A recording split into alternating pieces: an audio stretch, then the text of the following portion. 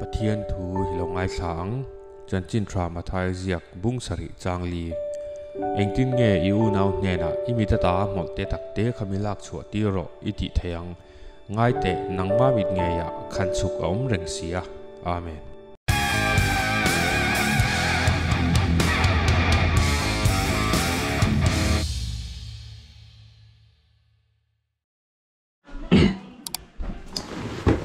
ฮีร์ตูเตนจะไว้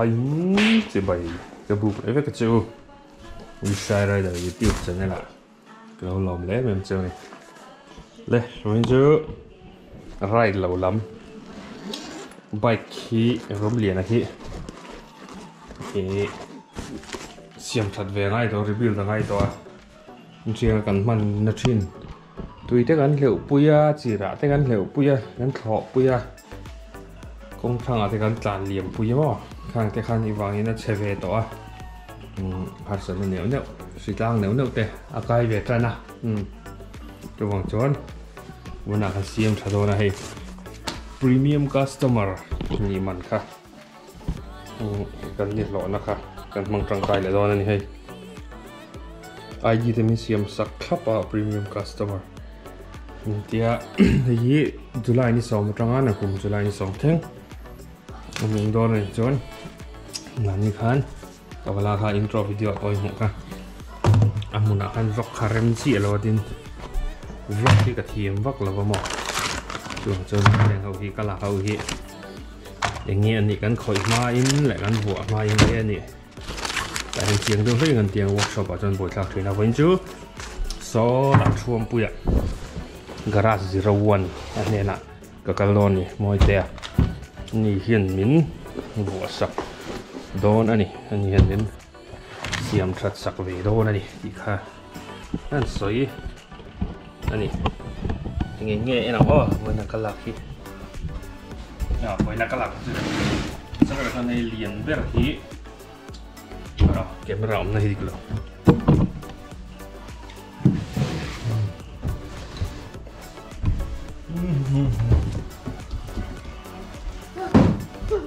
เตะรถจะชวนอ่ะรถหลังเลนรถตอนนี้ชุดไอ้ยี่ engine block อันนี้ให้ 2V engine block ไอ้ที่ engine block อันนี้อ่ะโอ้ยเต็มใจอ่ะอ่อนขึ้นหนักกันแถมดอนเท่าไอ้ยี่ 2V มันฮีเจ้งสามนี่จะเรียกสมนิปังอานี่เจ้งสามนี่จะเรียกสมนิปังอาexpulse 2V engine block คุยไลน์เม็ดลองสามทุ่มมาทิ้งเราจวนให้กลัดเท้าสิ่งที่กลัดเบลย์ที่อมต่อมากลัดฐานหัวให้เล่นอัพผีและทุกๆเทนะให้ไล่เกียร์เราที่ปีนี้เราที่ให้เราเปลย์ไปเดี๋ยวเล็ดต่อจูกลัดเท้าสิ่งกันขากังอ่ะโชว์ไว้ทั้งเรื่องของที่เราเอ็นได้ไอ้ตัวดรัมระบาดดีไหมอ่ะโอเคเอาตัวให้ที่blockhead cover gasket อันนี้ไอ้ตัว air filter ไอ้ที่ piston rings อันนี้ piston rings 204V ส่วนมันก็ต้องใส่อย่างนี้ได้ที่จะสมรีปริมาณนี้ drum rubber ที่ expose drum rubber ที่ส่วน glass housing ที่สังกัดจรุกสมรีปังอาที่ achiever เต CBG extreme เต CBG hang extreme impulse expulse มันเท่นี่ impulse เอาพวกมันเท่า glass housing ที่สุดท้าย spare parts เอามันนี่ส่วนที่มีblockhead gasket ที่แจ้งสมกับมันนี่ air filter expulse air filter ที่จะให้สมต่อของมัน piston ring 204V ที่จะให้สมเรียนมันส่วนที่ piston อันเนี้ยเช่นกันรัวเลยแกมารัวปนอีกเท่าวันอาทิตย์คราวนี้ 4V head in 4V in กระเสียมได้ดอมมันเลยที่เขากระรวมด้วยแล้วก็ 4V อมจะจุ block 4V กับมังงะที่เขามีอะเกมเชฟ holder พอ 4V เวกส่วน head พอ 4V เวกที่กระถางอ่ะเข้าไปที่ 4V กระถางดอมมันเลยก็ที่เอาไม้รอดจูงุ่นตะกินกันทั้งไงตัวกันมันนั่นเองกันไงตัวไอ้ enduro type กันมา 4V2 RPM สร้างเต็มหมดแล้วแค่เดียวกันปิดแล้วก็ปิดแล้วอยู่ฝั่งโซนนี้ 2V box 2V 4V piston ก cái phụ đó này 4V piston à cho hay silica có tiếng mà nghe mà này ha nghe có khai là hay anh giết em giết rồi hay mình có tiếng gì nữa mà mình thu hay à tít lâu về à chú anh ấy vào cho hay 4V trong khẩn này tung đi valve clear này xem chọc ngay đâu nè chúng ta chú garage 01 anh mình tí sắp rồi này hi 4V piston hi dạ mình nghe giờ thum sầm rục bằng mà này trang rằng áp bọt nào à gì khắp mày cứ vòng cho nên 4V cả 4V cả áp thấy đấy à thấy đấy à hay mình 4V block cần mong cái này oil cool pipe bắt cho cần màu mày đó nè cái nàyคือบุยน่าสนใจมากเสียรังก็ดูว่า top speed สร้างก็แบบโมแล้วว่ารังlow end torque ทราก็ดูว่า 2V petrol เฮลก็ดูบอกกันจะให้ clutch plate ตัวนี้clutch plate ปกติเวทตรง clutch plate ที่นี่NS 200กับมังกรดูนี่ซะอะไรนี่จ้า NS อัดเท่าตุกเท่ามาเราดู clutch plate ตรงนั้นดิกเราคิมเราว่าลุยประคัดมันได้ละไงอ่ะมันชวนExpulse clutch plate ตักกันมังโดนเลย Expulse clutch plate ที่สังกัดจะลีสมเรียดมันอันนี้สังกัดจะลีสมเรียดมันอันนี้ส่วน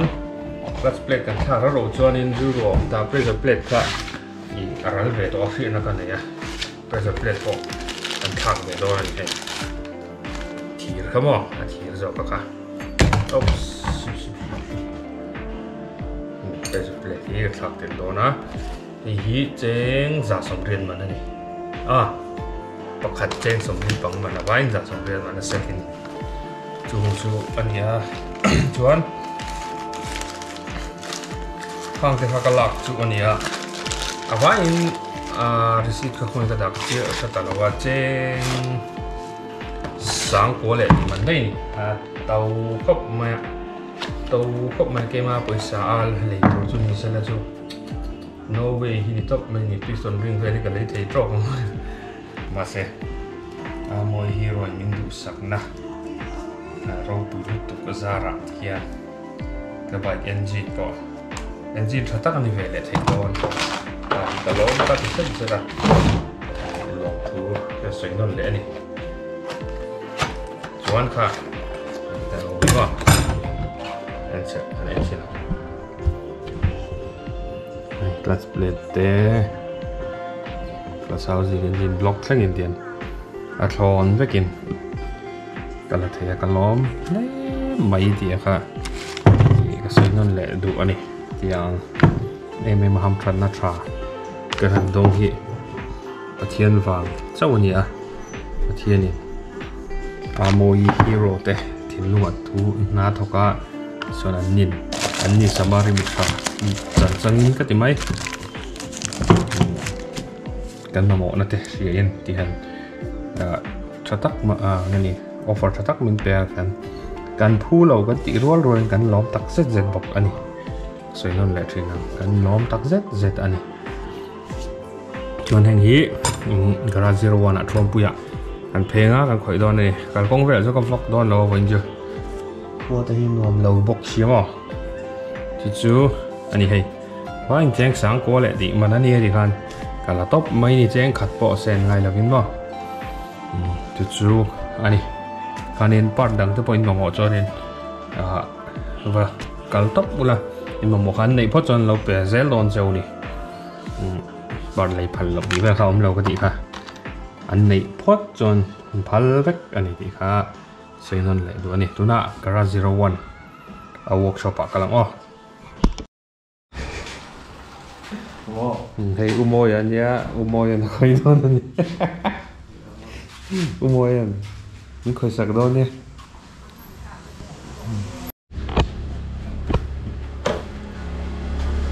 ati se to pa ni kalau siam sang je ti ni monsoon chalen sa atluk check with helam side hian nang ma chawi lu ni khade thon not thei ni loเลยละหมาให้ละหมาให้สกรูก็กินนี่ที่ได้ทอนง่ายไซด์ก็ว่าติ้งซีทอนง่ายแต่ก็รอ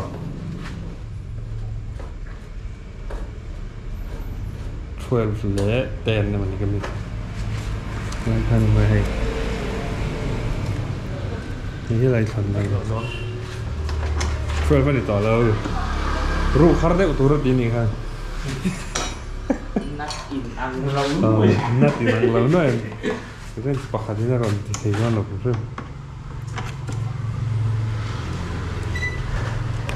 alang lo lai tu ra ni a ho break pette bok lo la ni nung lo nge ma lang nung lo man wa ke ta kan ji man tlak pon to lo thank you boy pakhat chau ni ma lo ki la get thau mai lai ni chir lo kai ni phim thật sự bàn toàn chứ ăn stock up rồi lại tao đây nha chú lầu hết tiếng là mình xiêm tiêu tôi nắng mày nhỉ cái hồn phải mẹ rồi impulse tên kia là rang có mẹ người ta bảo anh cái kỹ lẽ chú mà ba anh mà kỹ lắm tao là tên kỹ anh gì tập khỏi cái mày nữa silver khen sạc thôi này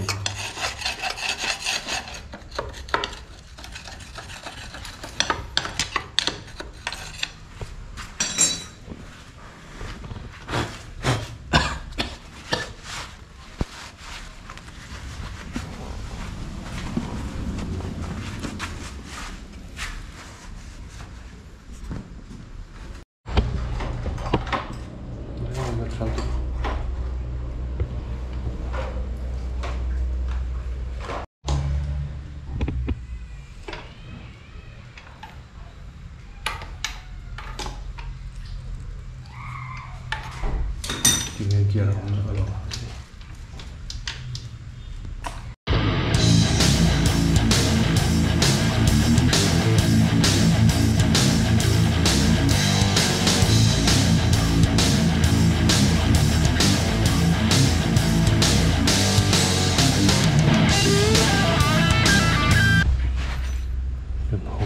kan hong do ne mi tập hay tập hiện này nghe mò highlight slip bảo mấy mình khăn em buổi nào cũng chống nghĩa lột ra anh thấy thảo tiệm là như thế nào anh wow thư đi gần để không bị thon đấy ta chứ khá lệ làm cao host claim ông ta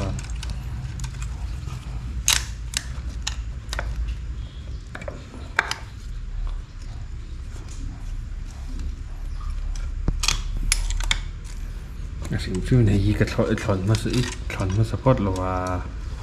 กับอูนาวอีจีด้านดิกเราก็สเตะ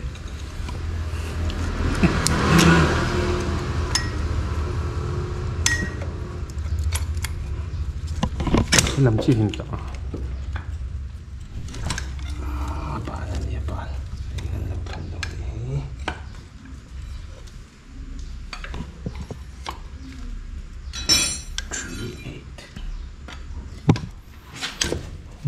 ยังมาพาถึงคลองเลย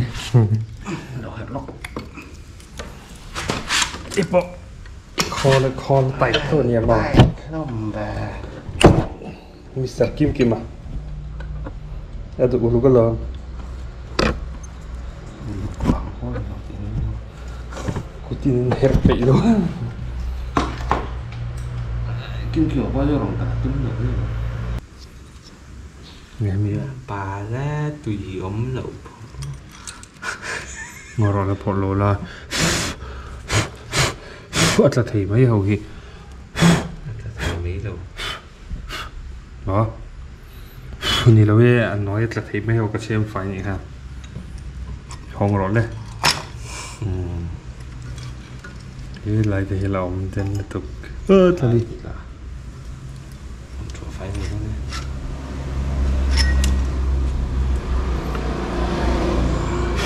cái sàn rồi không bao xin rồi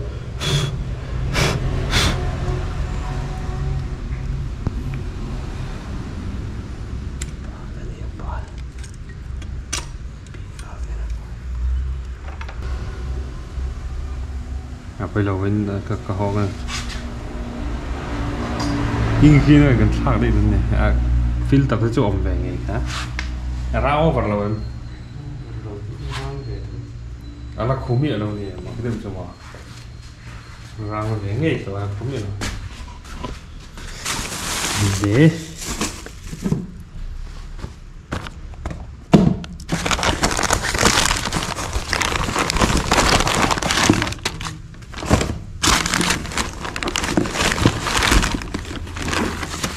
วบล็อก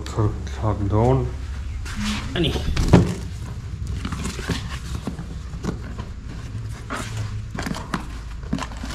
พอที่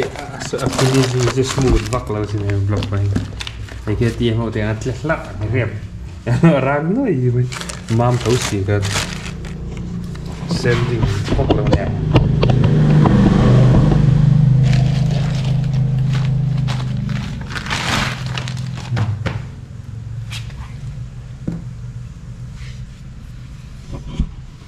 กัดอะไรไม่เสียเลย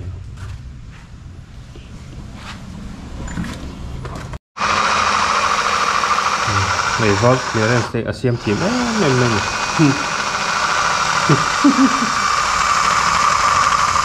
วัวต้องปีนอะไรเนี่ย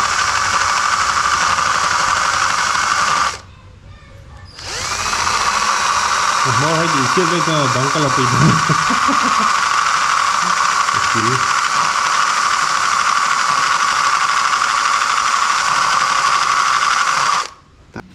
ไอ้kalau siap mang jet ya finishing cho cái màn cái tỷ lệ ngay này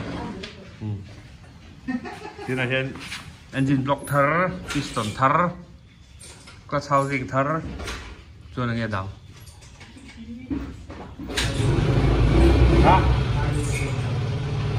cả là high lift game đó chứ hey mình phải tụt bao ha này cái sợi nào đấy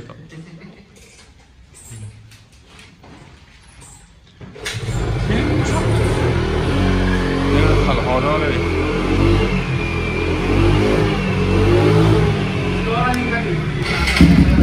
chặt xuất mày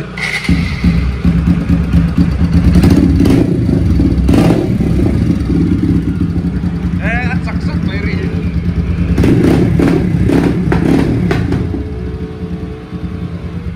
cả bóng cà ri bốn rồi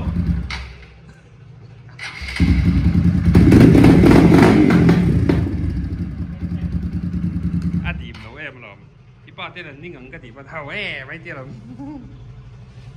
ไม่เกี่ยวกับสิ่งน้อยบ่thắt trên chỗ phải